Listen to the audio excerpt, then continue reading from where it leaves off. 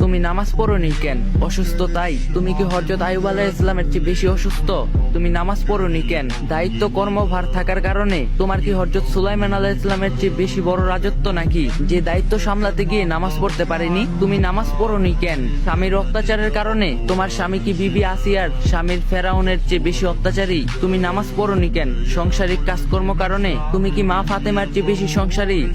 নামাজ না পড়ার জন্য আল্লাহর কাছে কোনো অজুহাত চলবে না। সমুদ্রে হাবুডুবু খেলেও তখন ওয়াক্ত হলে নামাজ আদায় করতে হবে, কারণ প্রতিটা শ্বাস প্রশ্বাসের জন্য আমরা আল্লাহর কাছে ঋণী। বিনা কারণে এক ওয়াক্ত নামাজ কাজা করলে লক্ষ লক্ষ বছর জাহান্নামের আগুনে জ্বলতে হবে। সেক্ষেত্রে এক ওয়াক্ত নামাজ না পড়লে কি শাস্তি হতে পারে একবার ভাবো। দুনিয়ার আগুনের চেয়ে 70 গুণ জাহান্নামের আগুনের থেকে যদি বাঁচতে চাও, নামাজ কখনো অবহেলা করো না। আল্লাহ তাআলা আমাদের সবাইকে নিয়মিত 5 ওয়াক্ত নামাজ পড়ার তৌফিক দান করুক, আমিন। যদি ভিডিওটা ভালো লাগে একটা লাইক দেওয়া যাবেন আর কপি লিংক আর শেয়ার করে দিবেন।